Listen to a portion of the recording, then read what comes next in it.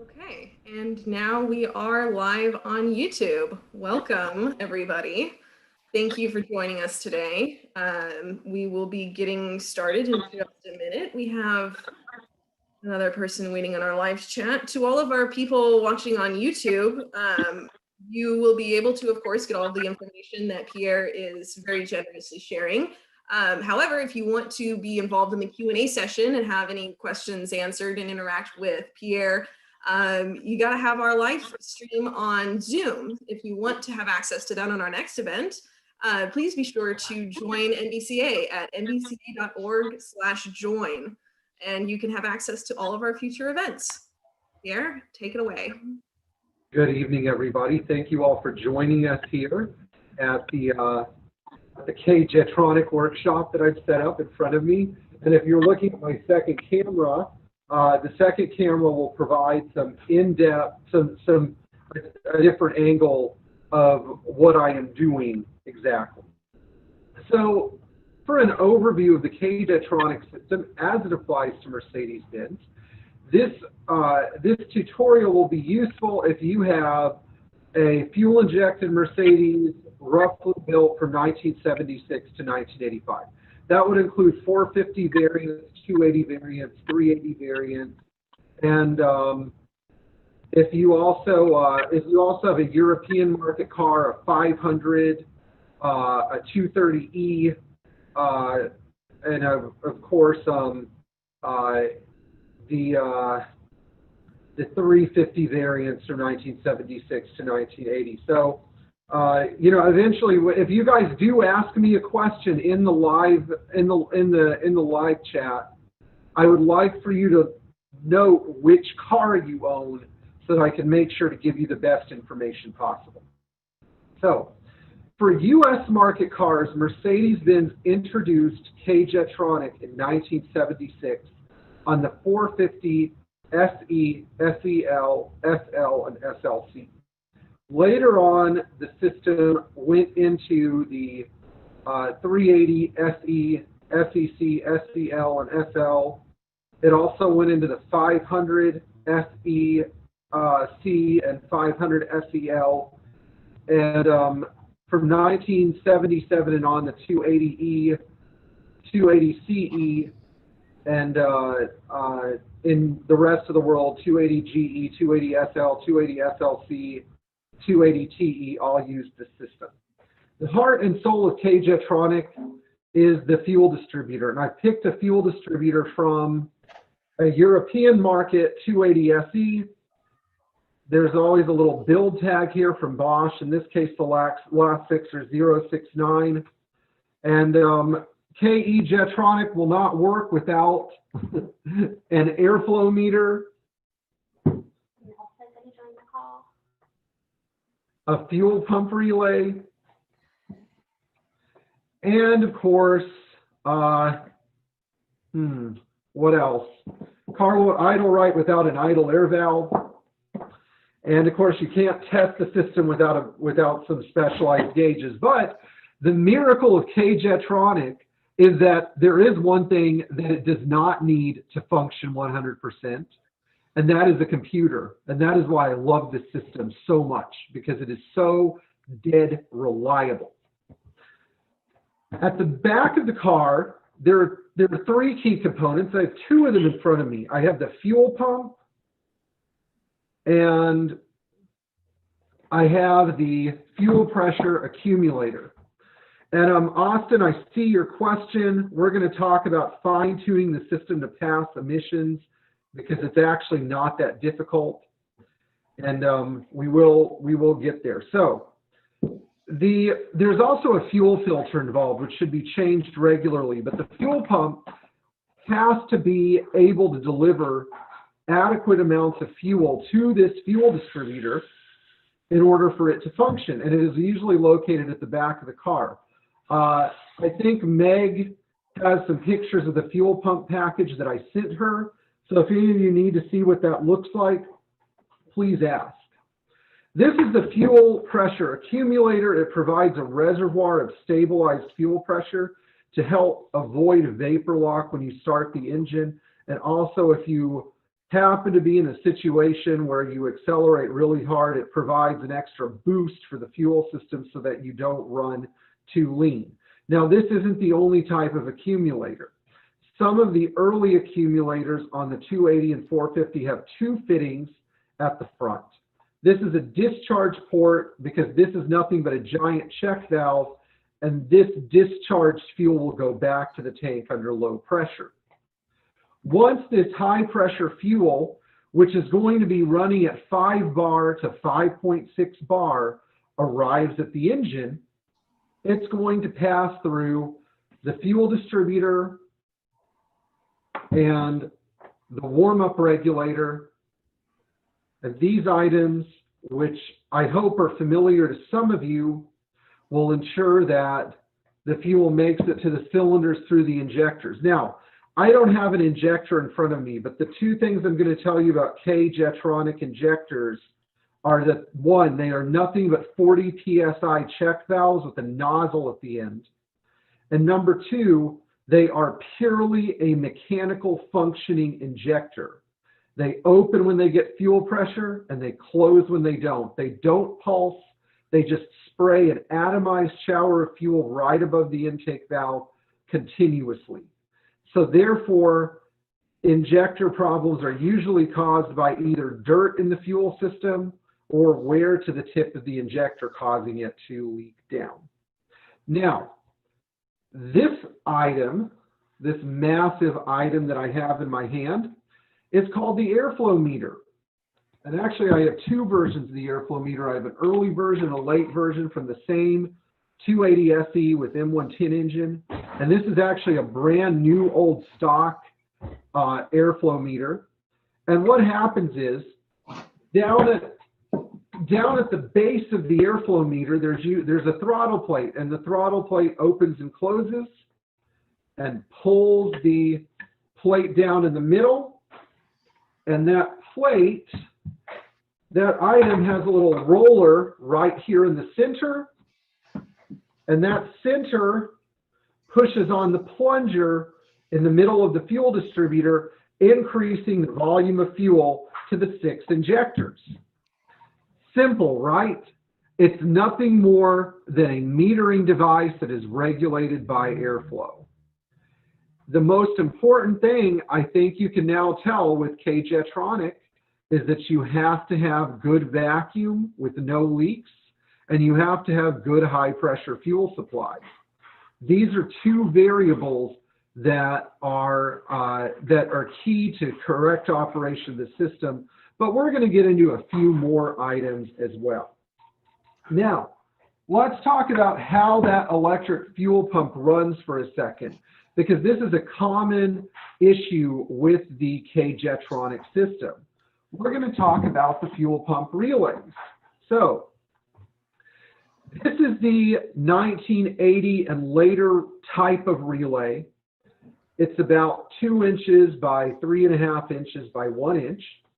And typically this type of relay will fail intermittently, meaning that your fuel pump will cease to run on occasion, but won't always cease to run. I know that my wife's 190, when I put a Kaler relay in, died in the middle of an intersection because the Kaler relay was no good. So be very picky about your relays. Now, prior to 1980, Mercedes relied on their genuinely well thought out ice cube relay. This was a do-all workhorse relay that was used for a number of functions on Mercedes. And I have an original Stribal relay right here in my hand. These are very reliable, and they actually either work or they don't. That's the thing that I absolutely love about them. So we're going to begin by looking at the locations of these relays, because that is the #1 trouble spot. I am going to grab a 1980 electrical troubleshooting manual because it highlights all of the areas that these relays are located, depending on which chassis you have. Now, if you have a 126 chassis, and it's a K-Jetronic model. We're not talking about a K-Jetronic version. It should be a 420, 560, or 300 SE, SEL, SEC if you have a 560. We're talking about 85 and earlier. This relay is going to be inside your fuse box, and it is really easy to get to. It'll be the biggest, most dominant relay there. If you have a W116 chassis, then it'll be the same thing, but we also want to show you where the relay would be if you happen to have if you happen to have a 123. So if you have a 123 280E or a Euro market car, this is your fuse box, and your relay is going to be located under a black cover right in front of the fuse box. Very easy to find.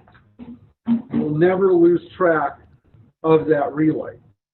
Now, if you have a 116 model, if you have a 1980 version, it's going to be inside the fuse box. Again, the most dominant relay. But if not, you're going to have this guy inside your fuse box, but instead of 5 poles, everybody see the poles on the side, it's just going to have 4 poles. So please keep that in mind. Usually these relays, though, don't go bad, but just in case they do. And then finally, on the 107 chassis, which is the hardest one to get to, your fuel pump relay is going to be located just above the fuse box, inside the front right kick panel.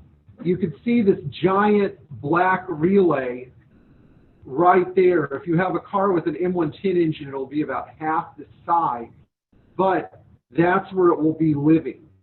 And it'll be living right above the fuses. It might be hard to, you might have to do some plug and play if you have one of these guys. And this is all 85 and earlier 107 models. So going back to the troubleshooting aspect, what actually goes wrong in these relays is there's a little circuit board that can fail, and occasionally you'll have a break in the solder joint. Now, sometimes there are electronic parts in these relays, so if you're good at fixing electronics, you might want to try to fix them. They are repairable, but usually we have cracked solder joints that tend to be an issue. So when you crank the engine, your fuel pump should run. It should also run when you turn the key on. It should run for about 1 second. The best time, though, to see if you're getting power to the pump or not is when you're cranking the motor. Now, if you have to jump the fuel pump, and I want you guys to remember this for testing purposes, if you have one of the big relays, you're going to locate the pins that say 30 and 87 on the bottom, and these are the two you're going to jump. In case you are in a pinch and your fuel pump relay fails, you can jump pins 30 and 87 and bypass the relay and get the pump to run.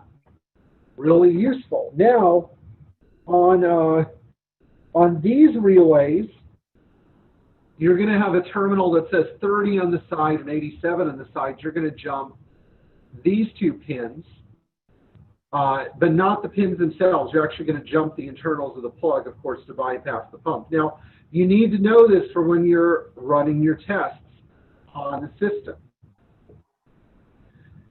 Next, let's look at some other problems that occur with these systems. Now, let's say your fuel pump relay is good, but your pump has gone bad. Fuel pumps go bad for 3 reasons. Number one, car has been sitting for an eternity. They get coagulated fuel inside and they seize up. Number two, rust in the tank. You put a new fuel pump in, your tank's all dirty, the rust migrates to the inlet port of the pump, gets sucked inside of the impeller and freezes. In this case, you need a gas tank. Big problem. But not an irresolvable problem. It's just a problem you have to deal with when cars have been sitting. The third potential issue is you could have a wiring problem with the pump. On this case, we we had poor contact on the power supply terminal, or you might just have a defective fuel pump. But as much as people like to criticize Bosch, they fail to realize that Bosch actually still does make good fuel pumps. I have a lot of faith in these Bosch pumps. Let's say you have great fuel delivery, but your car still is not running right. You've dealt with all the issues, you've replaced all the hoses. Now we're going to troubleshoot some of the simple problems with K-Jetronic that require a little bit of this and a little bit of that. Fingers. My favorite and most frequently diagnosed problem on K-Jetronic systems is a poor hot start. This is caused often by a bad accumulator. If you're a mechanic, or the people in the Benz World forum say, I'm really not sure what's going on with your car, why it won't start good when it's hot. You need to assess the condition of your accumulator. If your accumulator is old, if it's, we're getting there, Anthony, but thank you. Okay, if your accumulator is old and you have a really tough time getting the car started when it's hot, and you press on the airflow meter. Let's pretend that these guys are hooked up in unison here. You press on the airflow meter when the car is hot, it just goes down. There should be some pressure behind it. In other words, you shouldn't really be able to move this easily. It should push back. Then it means that the fuel is leaking out somewhere. 9 times out of 10, it's this guy, your accumulator.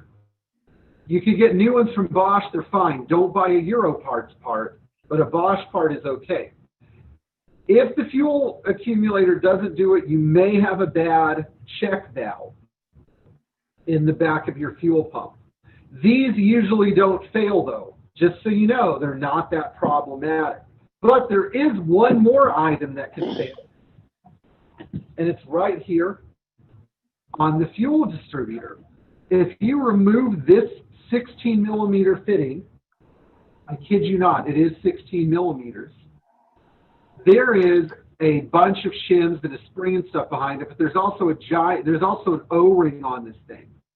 You want to be careful not to change the order of the shims or lose the spring behind it, because this is your fuel pressure regulator.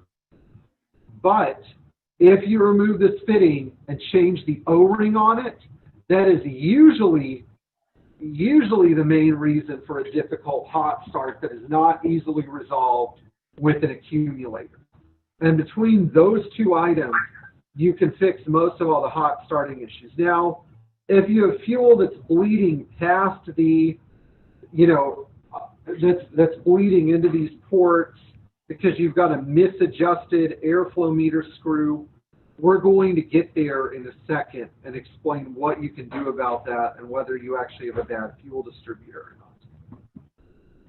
Now, some other issues with K-Jetronic include poor idle, stumbling idle, rich idle, hesitation off the line, bogging down under acceleration, difficulty starting. Let's look at the root cause of idle issues and off the line stumble with K-Jetronic. In this little tower is a 3 millimeter Allen screw.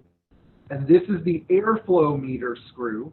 It is the CO2 adjustment.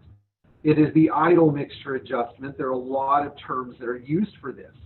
But for some reason, and I don't know why this is, so many mechanics are afraid to touch this screw. It's simple. You can sit there in the dark with a 3 millimeter Allen adjusting it to get the smoothest idle out of the car. Now, what does this screw do? Well, that's why I brought this guy. Now, there are 2 versions of this I want you to know. This is the earliest version. It uses a grub screw that you have to remove, and then below the grub screw is the 3 millimeter Allen adjuster. This is the version most of you know. This is the version where down this little shaft is a 3mm Allen adjuster. And inside this little shaft, all the way down, you push down with your 3mm Allen wrench, and you go either counterclockwise to lean the mixture out, or you go clockwise to richen the fuel mixture, meaning you let less air in, but more fuel is allowed to go through. Now, this sort of adjustment is to be done mostly while the car is running, although it has a place in setting up your fuel delivery as well, which we're going to get into. But if you have a rough idle, it does not hurt to gently adjust the screw and see if your idle gets smoother. Do I recommend it if you're an amateur? Absolutely. Get yourself a 3mm Allen wrench that's long enough to fit down the hole and make your own adjustment. I don't understand why so many people are afraid of making that adjustment. Now we're going to talk about some of the, let's see here. Now we're going to talk about vacuum leaks with this system. So if you have a persistently rough idle and poor acceleration, and you might have some difficulty starting the car, some unreliability starting the car, you really need to check your air intake for vacuum leaks. Now, vacuum leaks can occur from three places. They occur where the seal ring goes at the base of the fuel distributor. On V8 gas cars, instead of having this nice metal housing down here, there's a rubber boot. And this rubber boot can leak. And of course, there are a bazillion little vacuum tubes that go in and out of the fuel system. Now, these little vacuum tubes and air injection hoses can also leak, causing a major hiccup or stumble on your KE fuel injected car. I strongly advise, if you have old, hard, and brittle air hoses, or you think you do, check them to make sure that they're not leaking vacuum. In fact, I do usually replace these to a really great result. Injector seals can also leak vacuum. Vacuum leaks are the #1 cause of strange running issues on K-Jetronic cars. Now, we're also going to talk about something called the airflow meter plate height adjustment, and this can also really affect your acceleration. So from the top here, I'm going to take my index finger, which doesn't have much of a nail on it. I am just going to run it right here on the inside lip of the airflow meter. Now, if your index fingernail, this is what Larry Fletcher always tells me, if your index fingernail catches the inside lip, then the airflow plate height is imbalanced. It's sitting too low. This is maybe not the most reliable test, but it does tend to work pretty well. It's one of those miracles of shade tree engineering, I guess. Right here in the top of the airflow meter is a pin, and this only applies to K-Jet cars. If you have a K-Jetronic car with an electrohydraulic actuator, do not touch this pin. This is only on K-Jetronic. Tap the pin down about 1 millimeter, and that will actually optimize the position of your airflow plate so that it pulls down with less drag on it, allowing the car to accelerate faster and the engine to accelerate faster. So you will see a very good performance enhancement there. On this untouched airflow map meter right here, you can tell that nobody's touched this pin. On this one, you can tell it's been adjusted. It's hard to see, but it's sitting about 1 millimeter. I don't know if any of you can see this, but it's sitting about 1 millimeter below the surface of the aluminum housing.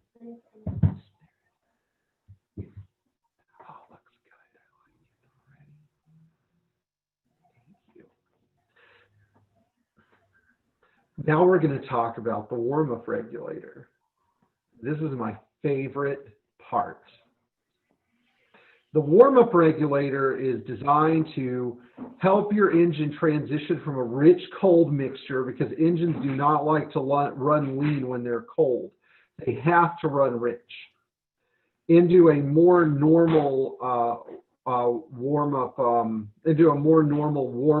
mixture, which is going to eventually cap out at a much leaner mixture when the car is warm. So right off the bat, if you're getting an extremely rich mixture and black smoke and rough running all the time, and you're finding gas in your oil, this might be your culprit. Now, sometimes the fuel distributors leak from their bottom plunger, but usually it's because this thing is allowing too rich of a mixture. Let's talk about the warm-up regulator and how it functions. The warm-up regulator takes fuel from this discharge port at the fuel distributor, which is going to be the control pressure port. It then runs it into this 14 millimeter fitting. I hope you guys can see that. Actually, what we're going to do is we're going to hook up our gauges and tether these guys together. So now you can see where it goes. It goes from here to here, 14 millimeter fitting on the warm-up regulator. So the warm-up regulator has to heat up, and it heats up because it gets a power input from the car's ignition that heats up a bimetallic spring that's hidden inside the warm-up regulator, compensated by engine manifold vacuum through either this port or this port or this port, depending on which version of the warm-up regulator you have. It eventually leans the fuel mixture out. Now, what does that mean? Well, pay attention to these two guys and pay attention to my gauge here, okay? When the car is cold, you're going to have very low pressure in this line. I like to use a gauge that's in bar, but if everything is right, inside from this point to this point,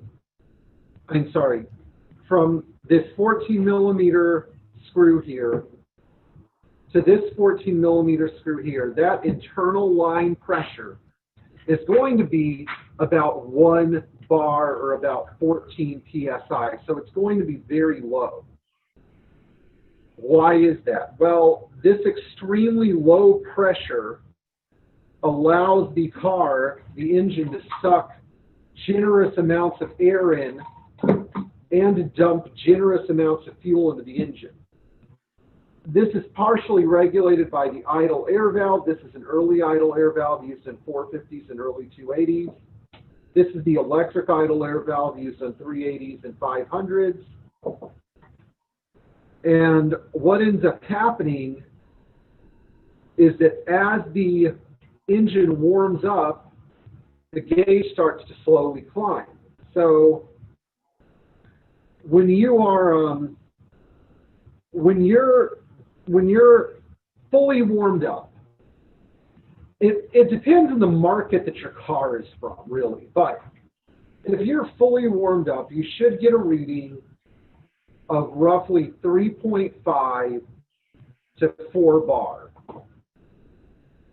And that is what's called controlled pressure, the amount of pressure that's being dumped into the injectors by the fuel distributor.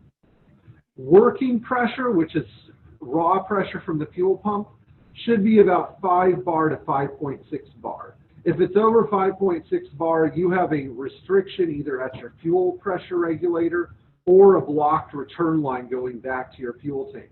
If you're trying to wake up a K-Jetronic car that's been sitting for a long time, check that fuel return line because it could be blocked. And if it's blocked, things will get really screwy. The car will struggle to run, and probably sometimes they won't run at all. They'll start, but they won't idle for very long. So how do we know if the warm-up regulator is bad or not? Well, there are a couple of tests that you can do. The first test is that on M117 engines, you can apply vacuum. You can actually use like a mighty vac to apply vacuum here, or on M110 engines, you can apply vacuum at the top port. And this gauge, if your fuel pump is running, will drop down to 2.8 to 3.0 bars. So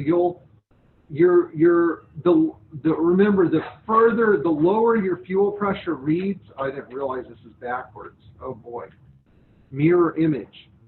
The lower your fuel pressure reads, the richer the car is. So remember, you want your fuel pressures roughly between 3.5 and 4.0. When you're accelerating hard, or when you trick the warm-up regulator by applying vacuum here on 8-cylinder cars, or up here at the top on 6-cylinder cars, it should drop to 2.8 to 3.0 bar, meaning that there's less restriction on the airflow plate, meaning that this airflow plate can move and dump more fuel in, because that's how you get power out of KE or any system, more fuel. How do we know if we have a bad warm-up regulator? Well, I'm going to give you some quick and dirty tests to do to determine if your warm-up regulator is bad. Number one, if the car will abso-freaking-lutely not idle when it is cold and there is black smoke and stumbling, crack the 14-millimeter connection either at the warm-up regulator or at the fuel distributor. Now, if you have an M110 engine, I just want to warn you guys, and the V8s, these are right out front. On the M110, they're hidden in no man's land underneath the intake manifold. I've actually bookmarked this for you guys so that you can see where Mercedes thought it would be funny to hide the warm-up regulator. This is your warm-up regulator on the M110 engine.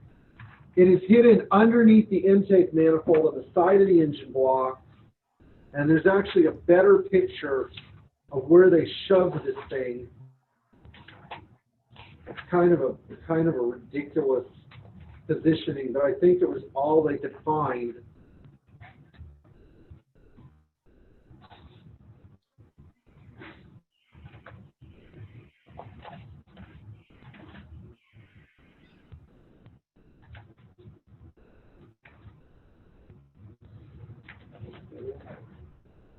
Okay, here we go. This is the photo I was looking for.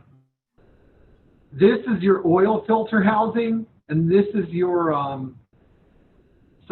your oil filter housing is down here and your warm-up regulator is here. So you can only really get to it from underneath the car on the rear left side. So if you have an M110 engine and you're trying to diagnose a bad warm-up regulator, you've got to crack this line coming out of the top of the fuel distributor.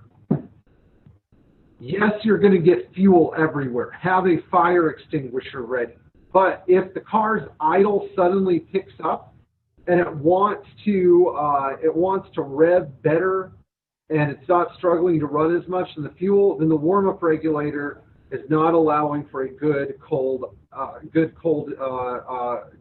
control pressures. It's too lean and it's basically stuck on warm running mode.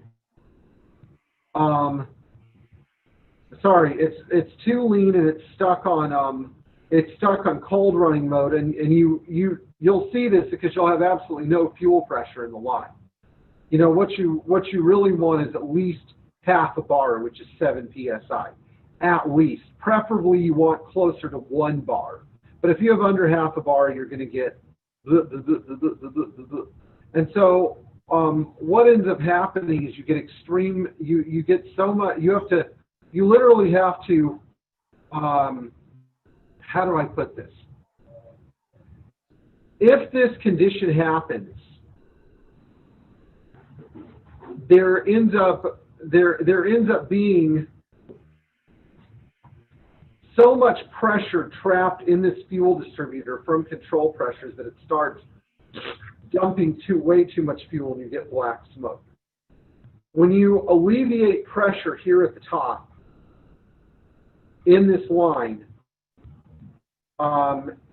then you will relax those control pressure conditions and your car should actually be able to rev up and quit smoking. But it's almost the same thing as having a block for turn line. So just so you know, crack the line, see if the car runs better. Simple as that. Now, here are some other tests too. On M110 engines particularly, there's a large vacuum line that goes to the side port. It goes from the intake manifold and it works its way down to the side port. And I think I have a picture of it. If any of you need to see it, I will pull it out during the Q&A session. If that vacuum line gets broken or gets disconnected, your M110 engine will not run at all. It will just die. Or it'll run extremely rich, but usually it'll just die, you know, because of the massive vacuum leak that ensues. In fact, if you are unsure of whether your vacuum is hooked up right or not, you need to buy your respective engine service manual, because getting the vacuum connections right on this thing is very important. This is almost always tied to intake manifold vacuum. So on an M117 or 116 car on the passenger side of the fuel distributor, about near cylinder number 3, there's a large vacuum port, and that's what supplies this guy with vacuum on V8 cars.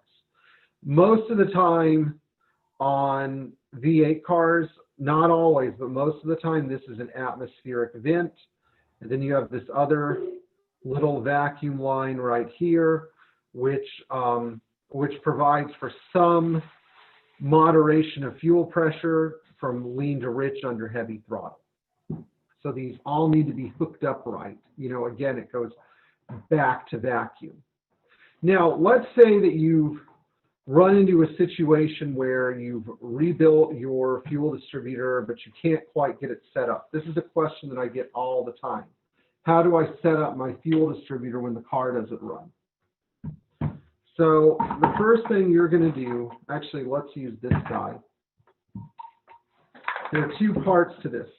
The first thing you're going to do is you're going to have to jump your fuel pump relay. And Mercedes has an example of this in their workshop manual of what I'm talking about. This is the fuel pump relay plug.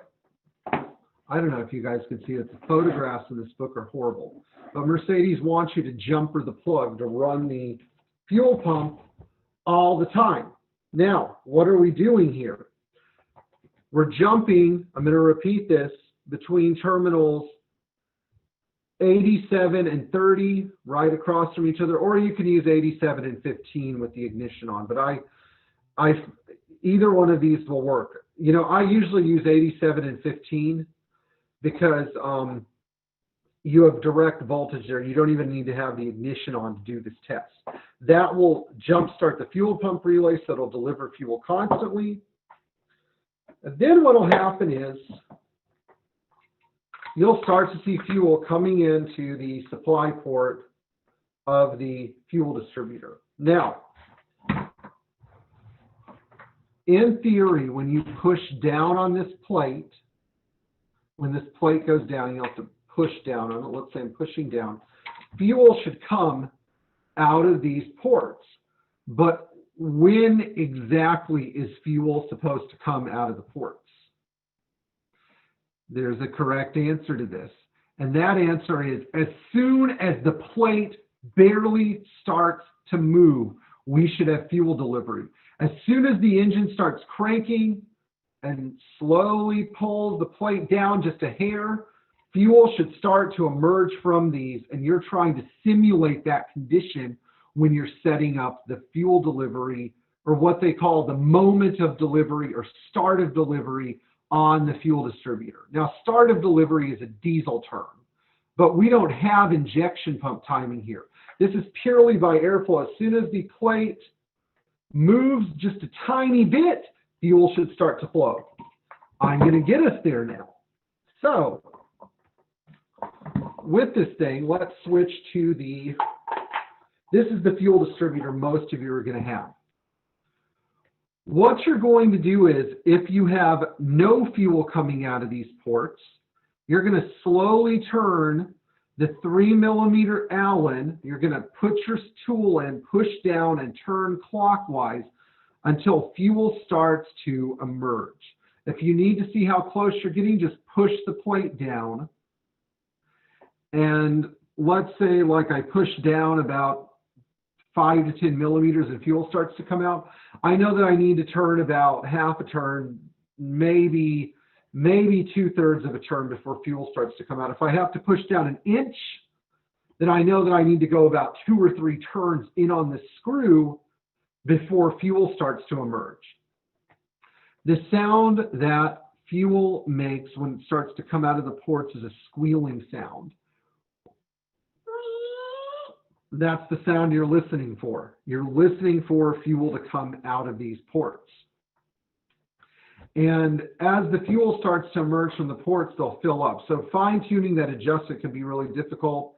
It's a good idea to have some paper towels handy so you can swish the ports clean of fuel. But, you know, then again, now let's say you played with this thing way too much. Car's running overly rich. It's not starting very well, even though you know your accumulator's good and you know your fuel pressure regulator's not leaking down. And you can actually see fuel dripping out of these things when the car is off. Unmetered fuel that's not supposed to be there. That's when you turn counterclockwise so you can make sure that when this plate is at rest, there is no fuel coming out. Again, when the plate is at rest, no fuel should be coming out. When you barely move the plate, fuel should be coming out. Plate at rest, no fuel. Move the plate just a little bit, there should be fuel. That's why it's so important to fine-tune this adjustment. Now, once your engine is running, and if you get this adjustment right, your engine should start up pretty well. Then you smooth the idle out. You fine-tune for the smoothest idle using this screw. Almost always I find I have to go counterclockwise in the lean direction, you know, just a few degrees here or there. But at the end of the day, the cars always seem to run pretty well once I zeroed in this adjustment. So that is with your fuel pump relay jumpered, your pump running constantly, no ignition on. You're just checking to see when in the deflection of the airflow plate fuel comes out. Okay. Now, we're going to talk about a couple of other items. We're going to talk about the frequency valve on 1980 and later cars, the oxygen sensor, and we're going to talk about the idle regulation of these engines. The frequency valve, I know that Meg has a picture of that valve. I forgot to bring one, but it's mounted on the left side of the fuel distributor assembly. And it was incorporated as factory equipment on 1980 to 85 US cars. It's sort of like an injector, but it opens and closes based on oxygen sensor feedback to trim the fuel mixture and make it a little bit leaner. I noticed somebody in here mentioned their car not passing emissions because it's running too rich. If your frequency valve is not buzzing when your car is idling, if it's not going and you have to listen to it, then it means it's not working. And if it's not working, often the problem can be traced back to a part called the overvoltage relay. Now, this is the overvoltage relay used in 84 and 85. If you have a 126 chassis car, it is in the fuse box near the fuel pump relay. There's a red top. If you have a 107, it's going to be above the fuse box, perched on a little ledge. Now, one thing I forgot to mention, because I'm not perfect, is that on 82 and later 107s, you actually have to pull the glove box insert out because this is going to be against the firewall, keyword against the firewall behind the glove box insert. I understand in these cars, jumpering the fuel pump relay may prove extremely difficult. In those cases, I recommend getting something like a battery or a 12-volt power supply and disconnecting the leads in your fuel pump and running the fuel pump directly, just so you know, just as a side note. On cars where the over voltage relay is not working, you will not have oxygen sensor regulation. So U.S. cars from 1980 to 85 used a K-Jetronic control unit essentially to get the oxygen sensor to make adjustments to the mixture using the frequency valve. If the system goes down, the car will still run, but it will run extremely rich. Now, the overload relay on 1980 models was a purple 4-pin relay. It looks just like our little buddy. Where did you go, little buddy? My ice cube relay. It looks just like here's my ice cube relay. It looks just like the ice cube relay, except it's purple, and instead of 5 pins, it has 4 widely spaced pins. So imagine there's a pin here, these 2 pins are deleted, and you have 2 more back here. This is going to be in the fuse box of 116 series cars. It'll be right above the fuse panel of 1980 107 cars. 1981 to 83 107 cars, you'll still find it there. I think on those cars they went to a silver 4-pin relay, but it is still there. You can still find it. I mean, you might, I don't know, if you have one of these cars, I advise getting a model year specific electrical troubleshooting manual. This is a great book. But long story short, if OVP goes down, you lose frequency valve, you get a rich mixture, and this is only in U.S. cars. Unless you live in California, you may never even notice, but you should fix this problem because it's costing you fuel economy. Now, the next item that we had talked about with idle regulation, Paul Rosen, 1990. Okay. Paul, I'm sorry to tell you this, but the K-Jetronic presentation, which is the electronic fuel, which is the electronically modulated system, is going to be our next presentation, which we will be doing in September. So I just want you to know that.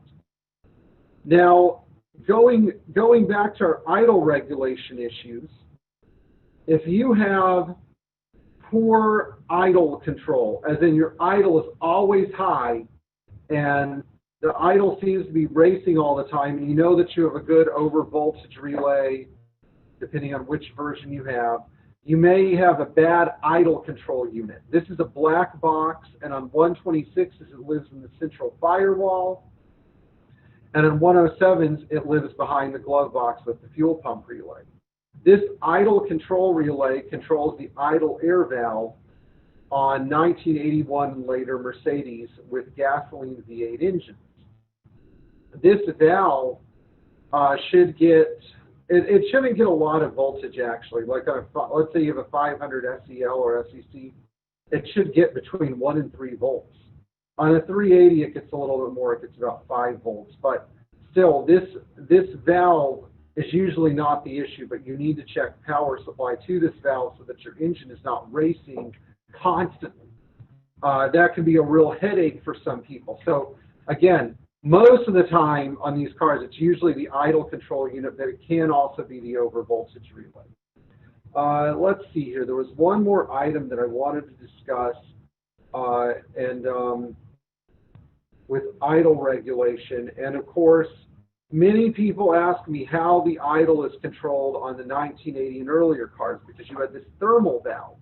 Well, right next to your cold start injector and just in front of your airflow meter is a little screw, a flathead screw wrapped with a wire spring.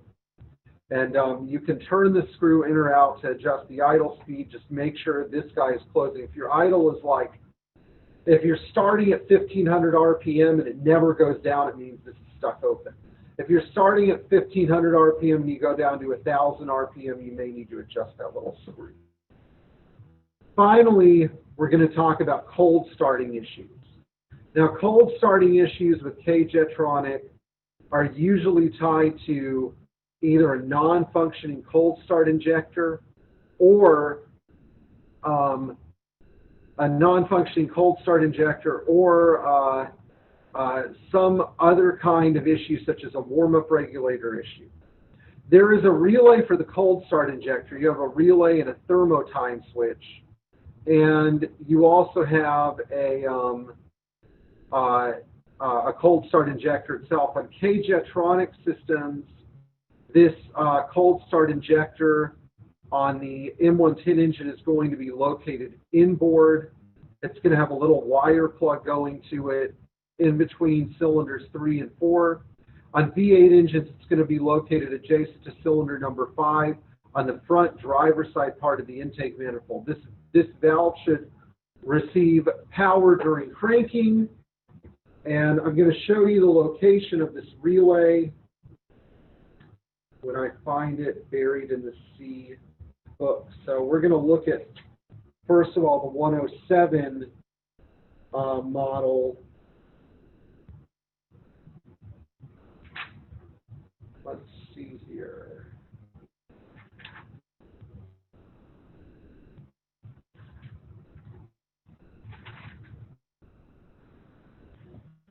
On 107s, it's going to be located in the cluster just above the fuse panel. And you're also going to find that on cars that have the electronic fuel injection relay, fuel pump relay, this is also the cold start injector relay. Just so you know, so if you have no power to cold start and your 380 SE and your thermo time switch has good resistance, it's closing when the engine gets cold, often the problem is this guy, because not only does it fire off the fuel pumps, but when you're cold starting, it fires off the cold start injector as well. Let's see here. I think we got most of our topics out of the way with K-Jetronic. I am going to take questions, and there are 3 caveats to the questions. Okay, I want to stick to the topic. So you have to have, I prefer to answer questions relevant to 77 to 85, 350, 280, 450, 500. And if you're the one guy on this live stream who goes at 230E. No, Anthony, I said earlier that I was going to do a KE presentation later, so you're just going to have to be patient, okay? So impatient. I know Anthony, he's impatient sometimes. I am being nice. Okay, so let's look at some of the questions in the chat. My moderators. Oh my gosh, this chat is so small. All right, bad cold start. So we talked about that. Paul Rosen. What did Paul say? Let's see here. Okay. How do you tune an injection system to pass smog in California? I was told that high octane would make it pass. I know I need a Bosch reader as well. Austin, you really don't need the Bosch reader. What you need is a, what you need to do is start by determining if your car is running rich. Now, if you're still watching, I'd like to know what kind of car you have, but the secret to getting the car to pass California emissions is making sure that this airflow meter screw is perfectly optimized. If you have a car with a frequency valve that needs to be working, so your OVP needs to be good, and of course the car needs to be, you need to have good gas in it for sure. I mean, if I were in California, I'd only be running premium, I guess. But you need to make sure your injectors don't have a messed up spray pattern. All right, Mark asks, 83 280 SL Euro manual transmission stalls when coming to a stop. So why would a 280 SL stall when coming to a stop? That's a great question. The first thing is, I would ask you this, okay? I mean, I hope you're taking your foot off the clutch, Mark, but I'm assuming you are. Putting your foot on the clutch. You want to make sure that your car's idle mixture is optimized, or else it will die when you go back to idle. So you need to make sure that your car, when it is warm, you adjust this idle mixture screw to get the car idling the smoothest it can. Don't worry about engine speed. Now the idle adjustment on the M110 engine, even though Mercedes says something like 600 RPM or 700 RPM, you really should be idling at, I would say, like 800 to 900 with the AC off. And then if you have the AC on, you should be idling at 650, 600. You may need to advance your ignition timing to get just a little bit more manifold vacuum out of the car. But by the way, guys, if you want to see a cross section of the adjustment, this is a really great cross section of what the idle mixture adjustment is doing, where it's affecting it. But we need to find idle adjustments.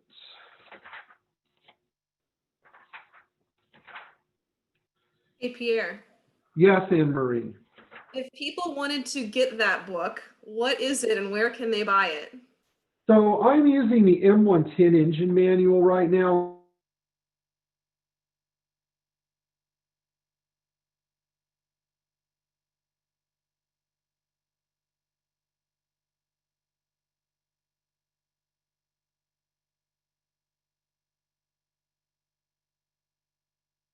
On them. Sometimes you don't, but I mean, you know, a lot of the time you really can. Let's look at our idle adjustment system on the M110 engine for our buddy Mark here. So this idle adjuster, just so everybody knows, it's absolutely buried on the M110. I had an illustration of this a second ago.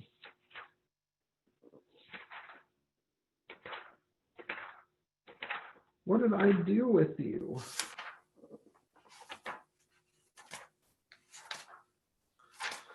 Sorry, bear with me, because if you don't, I've learned that if you don't show someone at least kind of what it looks like on the M110 engine, nobody will ever find it. It'll get lost. Okay, here's the vacuum diagram for the M110 engine. And so if you look at component number 10, this guy, there's a little screw in the end here, and this is actually going to be buried underneath the very front of the intake manifold. So you're going to want to go all the way to the front and then go down underneath it. You're going to look for this large squiggly vacuum hose, and that goes right into the idle adjustment screw. So by the way, if any of you need help with this, you can always email me at mbownersforlife@bellsouth.net. All right, let's look here and see what else we have. So we have two real quick questions. One is from Ralph and the other one is for David, and they kind of coincide with each other. Ralph wants to know if there's an online manual that they can look up, and then David wants to know if you would recommend the Bosch CIS book.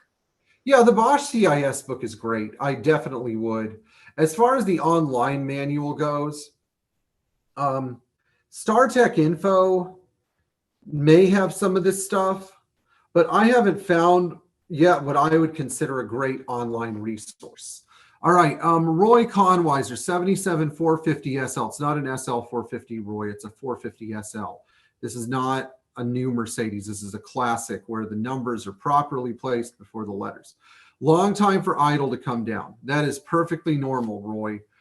You may want to replace your engine thermostat, though, so the engine warms up faster. All right. Ralph, online manual, CIS book. Okay. And there's one from Jane earlier. Her 280 XL has a fast idle and no heat. Changes right. That was broken. Wait, a fast idle and no heat? Yes. Well, is this user still on? Let me see.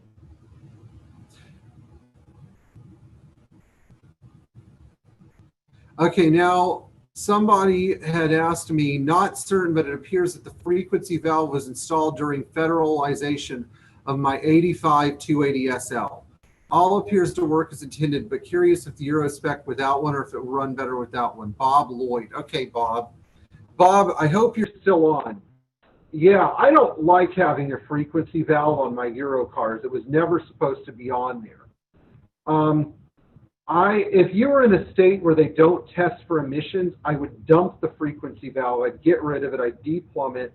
I'd go back to factory fittings here and factory fittings at the return port here, and just get rid of the frequency valve. The car would actually run better without it.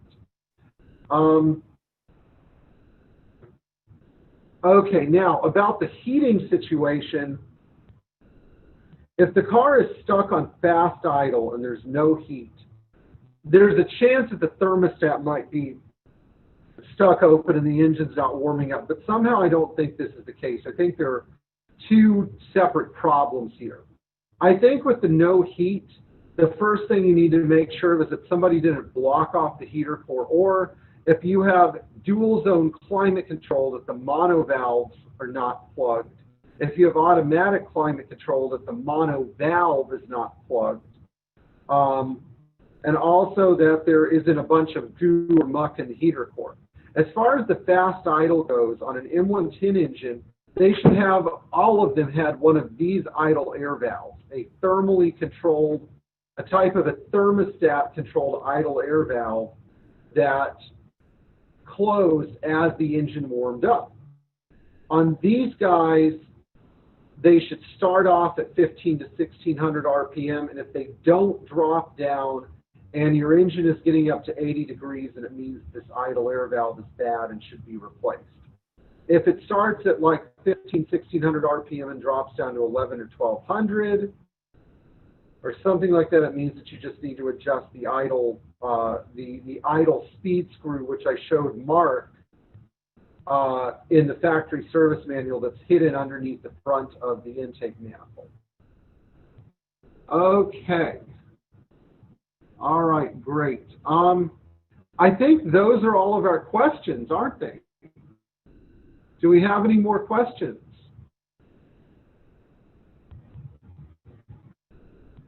I'm going to wait a little bit. You know, it's very important in MBCA. I know people talk about, what do you prefer, social or driving events? Thank you, Jeff. Hope you buy that 280 SLC. I think it's very important that we focus on the technical aspects. The most important thing that we have are our classic Mercedes, because they are the backbone of the MBCA. And we have to keep these cars running and well maintained and operational so that we actually have a point to having a club. Because otherwise, if we don't share this kind of technical information, all of our cars are going to fall into disrepair, which is extremely frustrating. Let's see here. Great. Well, I guess those are, long-term effects of ethanol gas from Gene. Well, Gene, not great. I mean, if you're burning through a tank of ethanol gas, the effects are going to be minimal. And you should use something like a Lucas additive or something. But if you're letting the car sit around with ethanol gas, this could be a big problem. But most of the long-term effect of ethanol gas is that it deteriorates the rubber O-rings inside the fuel distributor. And you can get accumulating particles that will block up. There's actually a little filter in here inside the warm-up regulator. It's inside the base of the warm-up regulator. It's kind of hard to see, but it's inside this large fitting, and it can block it up, as well as causing irregular fuel delivery. And in fact, if you have a car that's been run on ethanol and you develop an erratic idle, it's a good idea to crack all of these fittings in the fuel distributor and see if fuel's being delivered consistently out of all of them. If you don't get consistent fuel delivery out of all of these ports, guess what happens? You get a really weird idle and missing power and rough running and stuff. So, you know, always check for consistent fuel delivery at idle out of each and every port on the fuel distributor. Okay, well, if we don't get more questions in the next minute or so. Go on. I have a question, Pierre. Yeah, of course. This is Michael Tortorella in Santa Fe, New Mexico. Oh, hi, Michael. Hi, Pierre. It's nice to meet you. I've always been enjoying reading your column. Thank you. I have a question for you. The subject, is this going to work? Yeah, I can hear you. Can you hear me? Yes, I can. Okay. It's a 1991 560 SEC. Okay. With the K-Jet system, and it does something very peculiar when it's cold. When the air temperature is about 50 degrees or less, and we start the car cold, like after sitting overnight, it runs very poorly until the coolant temperature gets up to 70 degrees. And then it's as if somebody threw a switch and it runs normally. Interesting. Below 70 degrees, it feels like it's starving for fuel. But really, all of a sudden, it's as if somebody threw a switch at 70 degrees. It's perfect. What parts have you had And replaced? we've been struggling with this for a couple of years. Nobody seems to know what to do. Okay, well, I'm going to give you a quick and dirty test if you're willing to follow it, okay? Michael,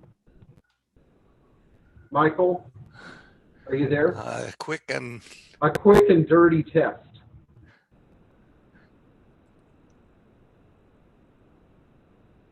Yes. Okay, Michael, if you quick and dirty test. A quick and dirty test. Okay. If you pull your air cleaner off, you're going to see your fuel distributor. It looks a lot like this one. But on one of the sides of the fuel distributor, instead of having on the rear left side, where the hoses come in, on the back there's going to be a black solenoid called the electrohydraulic actuator. What you should do is unplug that. On the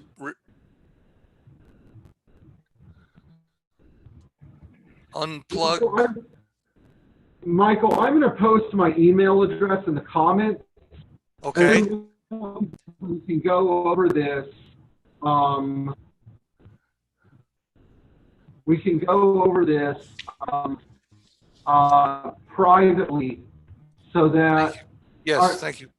What's your user handle? Is it just Michael? My email address. No. Your user handle in the Zoom message. Oh, Michael. Mike, it's just Michael. Okay, great. Yeah, that's me over there on the left. I'm going to send you a message right now with my email address, and that way we can talk about this issue you're having, because there are some tests there's a test I want you to do where you unplug your electrohydraulic actuator. Okay. See if the car's cold idle improves it. I think that your K-Jetronic control unit is not interpreting the fact that the engine is cold and enriching the mixture until the car, and enriching the mixture. Yes. Okay, Okay. All right, hang on one second. Okay. Sure. Sending my email to you. All right, buddy. You got it. Sorry if I missent it to somebody else. Anyway, the thing is that it sounds like your car is not properly enriching the mixture. Okay. I was half guessing it was the other way around. I was half guessing it was running too lean. That's right. That's what I'm saying. It's running too lean. Oh, I see. It's running too lean. Your KE control unit might be, I'm not saying this is definitive, but your KE control unit might actually be leaning the mixture out because it thinks the engine is warm when it's not. And of course, as your engine starts to warm up and it gets to the proper operating temperature, then it's no longer an issue. Yes. And does that feel consistent with the very sudden change? You know, it does, because sometimes what ends up happening with K-Jetronic control units is that they reach a temperature value and then they suddenly wake up like somebody turned a switch on. That's exactly what it feels like. Modulating the EHA. That's why I want you to unplug the EHA and see if the behavior occurs with the EHA unplugged. When you unplug the EHA, the car goes to full rich mode. Right. And so if it feels right when it's cold with that unplugged, that points to the EHA? No, it could point to an EHA, but probably not. It could point to a K-Jetronic control unit. Ooh, ouch.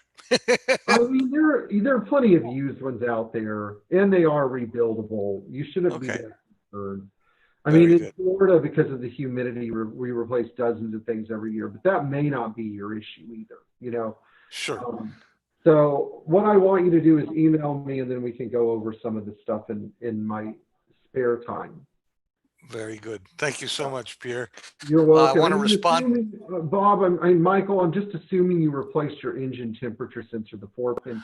Yeah, I've replaced them all. Yeah, I would think so. You don't have a lot of places left to look. Didn't do any good. but anyway, unplug the EHA and see if the symptoms get any better, and that would indicate that your KE control unit is not doing what it's supposed to do. And Pierre, we have a hand up from the other Michael. Okay, great. Thank you, Pierre. I will give that a try. Thank you. All right, I am waiting for his question. Pierre, Michael Betty here. How are you? Good, thanks, Michael, for tuning in. It's good to glad you could make it. What can I help you with? I'm a Patreon supporter of you. We spoke earlier this year. I picked up 1990 560 SEL. Yes, I recall from your email to me. Grandpa's car. Quick question. I know it's got the K-Jetronic. How somebody looked like they took a whiz wheel cutter to the top of the air idle valve. Idle air valve or the mixture adjuster? The mixture adjuster that stands up top with right, because they were trying to cut the ball valve out of it. See, these came with the little, I don't know if you can display this picture, but I had a picture of an idle mixture adjuster with the ball valve still in the top. Usually people would cut the top of that thing off to be able to adjust the mixture, because this originally came plugged with the lead ball from the factory.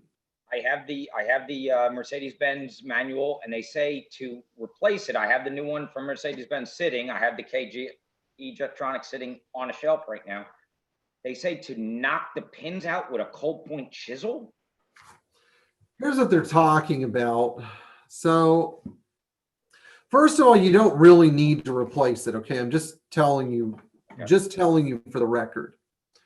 But these little things right here, these little brass things are what they're talking about, and they're actually screws. It's not a very well defined method of removing these, but these are screws. So you use a chisel actually to make a divot in these so you can unscrew them and take the old mixture adjuster off. Okay. I didn't know if they were like a pressed on rivet that you had to. No, they're not really. They're actually screws with no heads. But honestly, Michael, I wouldn't recommend replacing it. The airflow mixture adjuster rarely goes bad. They're replacing it in cases. Replacement occurs in places where it strips. Okay. And that's the only reason. Cut off and got worried. Don't worry about it. All right. Thank you much. Great day. Thank you. Who does fuel distributor rebuilding? That would be CIS Flowtech in Fairhope, Alabama. It's CISFLOWTECH.com, and they can be reached at 251-929-3771. That's 251-929-3771. Okay, so I guess all of you have gotten your questions in. I'd like to wrap up this Zoom session by thanking all of you for tuning in. My next session, although this hopefully will not be our next MBCA Zoom session, will be on K-Jetronic. We're also going to be doing sessions on Kdetronic, mechanical fuel injection, which should have been approximately 71, 72 and earlier. We're going to be doing some sessions in diesel fuel injection and Mercedes ignition systems, as well as shopping for your next Mercedes and bring a trailer. So I just want to thank all of you for participating. Hopefully, I've been able to answer some of your questions or provide you with some valuable wisdom. Thank you so much and good night. Thank you very much as well. Have a good night. And just a few final comments on behalf of the social media committee. We really appreciate all of you joining us on this Zoom event. We especially appreciate Pierre for his valuable information. Oh, whatever, Anne-Marie. Okay. And we would hope that you guys can join us on our next live event. Our next event is going to be in the next few weeks. It's going to be on classic car insurance, specifically through Hedary, what it means, why you would need it, what it covers, and all of that. So if you want to keep updated on what's happening, we have a portal on the MBCA website for events that the social media committee is putting on. And if you have any ideas, suggestions, people you know who would like to host an event or present an event, you can always contact us at socialmedia@mbca.org. And that will get to us. And we would love to hear all of your suggestions and ideas, room for improvement, all of that. We are hoping to grow the club through our online content, and your feedback is instrumental in that. So thank you so much for joining us and have a great night.